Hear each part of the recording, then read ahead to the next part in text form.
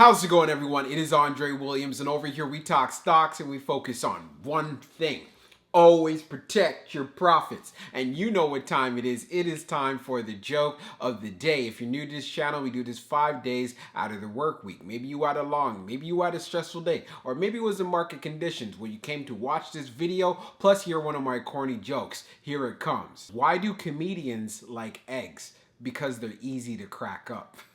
Not too bad. But anyways, what we're going to be talking about today is OCGN. And you know what? We could sum up its performance in the market today as consistent. But one of the things that I want to talk about, they ended up coming through with an update. You know, we don't get that often, and we're going to discuss it in this video. I won't waste any more time. Let's jump into the agenda. If you're new to this channel, I just want to let you know we have timestamps down below inside the description. But if you are a shareholder or you're thinking about taking a position, I highly suggest you watch this full entire video. So the first thing we're going to go over is the technical analysis. We're going to be taking a look at the overall price action. We want to know support. We want to know resistance and what we want to look forward to going into tomorrow. We do have the quad witching, so I want to give you guys the best case scenario and as well as the worst case scenario. And then we're going to go on Fintel, taking a look at the recent short interest information. Are shorts still heavily vested in this play? We're going to find out. And then afterwards, we're going to take a look at the order flow distribution, where institutions loading up on shares today, especially when OCGN released their update. And then when all of that is done, we'll be going into the final thoughts and as well as some more details. So let's get to it. So we're going to do a technical analysis for OCGN. Let's see how it performed on the day. So it ended up closing at $7.54, being up 0.13%. On the low, it tested $7.27, and then on the high, testing $7.58. When we take a look at the volume stats on the day, you can see we traded at 7.683 million shares, and the average volume over 10 trading days is at 15.431 million shares. So we ended up having below average volume on the day, but we could still see we had some strength in the overall stock, being finishing at a consistent range that it's been doing for quite some time. Now, when we take a look at our chart, which is a 1-year daily chart, we can see from the RSI down below, it's at 52.38. So again, staying consistent. And when we take a look at the moving averages on our chart, we continue to have strength above the 200-day. As well, we are below the 100-day. But the good thing is we are sitting on the 21-day EMA, which is what I like to see, because that is at 748, and we finished the day at 754. So as far as where we tested, on the low, we tested $7.27. We know this is an area of support that was proven in the past, so we're able to have momentum off of it. And then we ended up testing 758 on the high before being met with some selling pressure.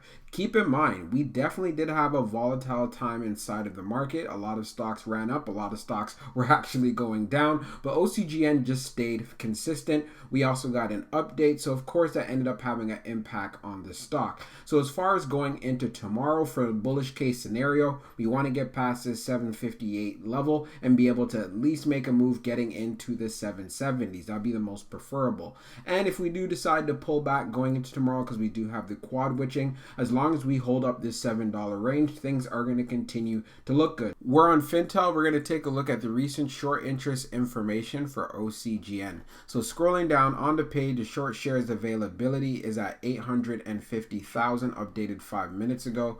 And then for the short borrow fee rate, it is at 2.50%. When we take a look at the history of the short volume ratio, we could see for the close of the 14th, it was at 57.87. And now for the close yesterday, being at 59.19. So it is continuing to creep up here, and what this tells us, shorts are heavily vested inside of this play and they are increasing their positions. But one thing we do know for a fact, that just means we have even more short squeeze potential here if we end up getting some good news or a catalyst, for example, like the EUL. So continue to keep your eyes on this play, because you just never know when we might get some news, but it was good that we ended up getting some sort of an update from OCGN today. Now let's take a look at the order flow distribution for OCGN. So we could see on the inflow, it was at 11,799, and then on the outflow, it was at 10,579. So we ended up having an inflow day. So we had 0 on the large for both On the medium, we had 7,317, and then on the small, we had 4,483.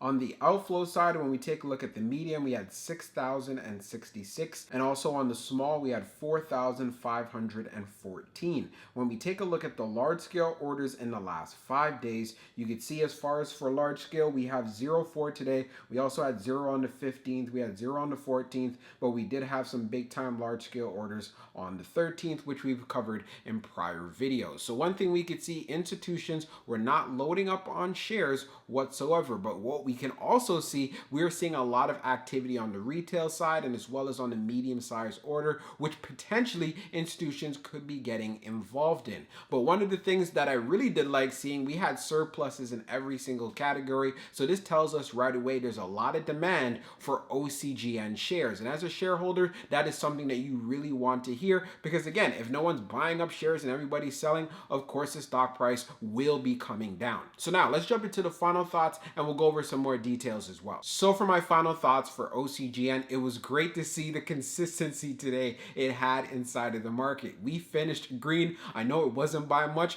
but of course we are keeping a nice range, and if we end up getting that EUL, we could definitely look forward to a strong move to the upside. Also, when we went on Fintel, we could see for the short interest, it is continuing to go up. So this play has short squeeze potential written all over it, but it's been like that for quite some time. As far as for the update from OCGN, this was great. Many were raving about it because we're like, hey, OCGN barely puts out updates, and as a matter of fact, we're actually going to go over it quickly right now. So brief, Ocugen Inc. provided an update with respect to the impact of the company's regulatory submission to Health Canada for Covaxin. So Ocugen advised that expiration of the interim order on September the 16th will not impact the company's new drug submission. Company advised that Health Canada's review will continue without change to timing of the review. So this is definitely great that Ocugen was able to actually clear this up. There was a lot of speculation saying, well, you know, it is too late. Oh, Covaxin is not going to have any chance whatsoever going into Canada. So getting this update really does bring a lot of confidence to shareholders. Plus, on top of that, keeps everyone in the know. So we are still going through the process. So we got to just be patient and see what happens. I know many of you may not like hearing that, but this is part of the reasons why you want to do your homework, you want to do your due diligence to make sure that you can have high conviction in the plays that you're in. If you don't believe that they're going to be getting this EUL and things are just looking bad from here, then you should not be in this play whatsoever. And I'm going to repeat that again. If you feel that they're not going to be able to get the EUL or get Covaxin in Canada or the US, you should not be in this play whatsoever. The reason why I'm emphasizing this, because many of you will be like, well, you know what? I want to get out of this play. It's barely moving, blah, blah, blah, blah. There's so many things